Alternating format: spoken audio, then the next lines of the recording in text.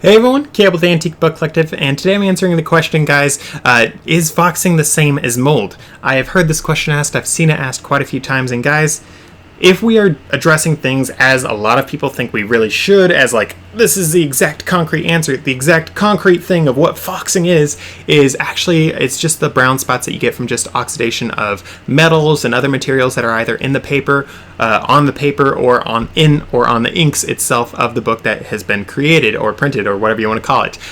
However, concrete definitions of things are not necessarily what you always see people referring to things as. As such, a lot of foxing that you guys will come across is actually going to be mold and mildews. It's not just going to be what the true foxing is, which is the oxidation of various metals or whatnot in your books. So guys, with that said, this book right here has foxing on it that has a little bit of the more metals side of things. That's the foxing that you see that is like more true foxing, and as such, this foxing, again, is the more true one. I don't feel dirty for calling this foxing. However, because English is sort of a finicky thing, and language in general is sort of a finicky thing, sometimes the true definition of a book is not necessarily what people refer to and use. Sometimes they're using the connotation of a word, and as such, foxing to a lot of people is just spots that you see on books. So guys, right here, we have foxing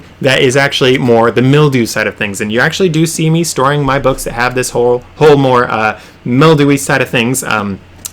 You do see me storing these with my other books that don't have the mildew issue, and that's just because I store my books in a properly regulated environment that is not too humid, not too dry, not too hot, not too cold. I try to keep my books as properly stored as I can because, again, I'm an antique book seller, and as such, I need to make sure that my books are properly stored or else they're going to degrade with time. And some of these books, guys, I do hang on to for a few years before they sell, just because some books, if it's 500 years old, there's not going to be a lot of people shopping around for that specific book. But eventually that person does normally come, and that's something I found in my business. That's why I've made a business, guys. When I'm running my business full-time, I'm making $100 an hour. I'm making thousands of dollars a month when I'm doing this business full-time. Lately, I've only been doing this business more part-timey. I have a few hours here, a few hours there, and I'm still able to make about $100 an hour, pretty easy cheesy, but I'm not putting in the same amount of time, so I'm not making thousands a month. I'm making more along the lines of like 1,000 or so a month. So I think right now I'm like at like 1,600 for the month,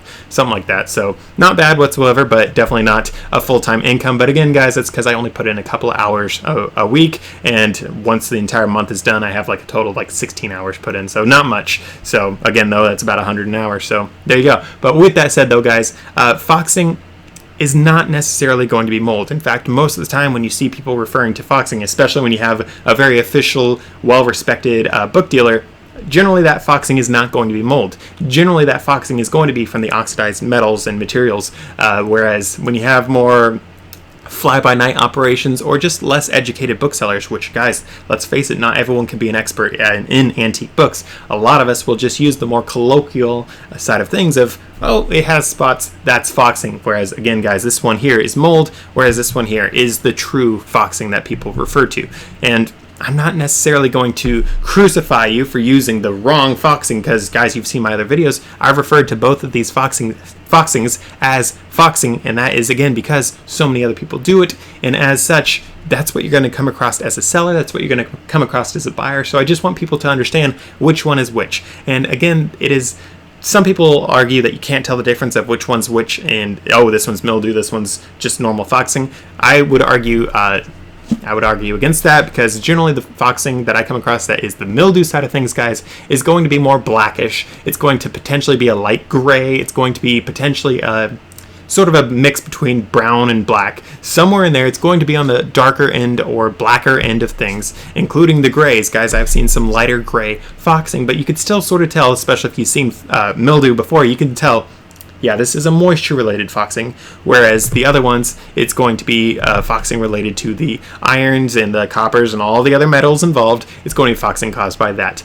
That foxing with the metals is a lot less risky, a lot less damaging to other books if it's improperly stored. Of course, I don't recommend you improperly store your books, but it is definitely something that I am less worried as a bookseller and a book collector. That kind of foxing doesn't worry me whatsoever. With that said, though, guys, there is a lot of stuff to keep in mind when you guys are dealing with your books. some foxing, again, is going to potentially damage your other books. Other foxing, probably not so much.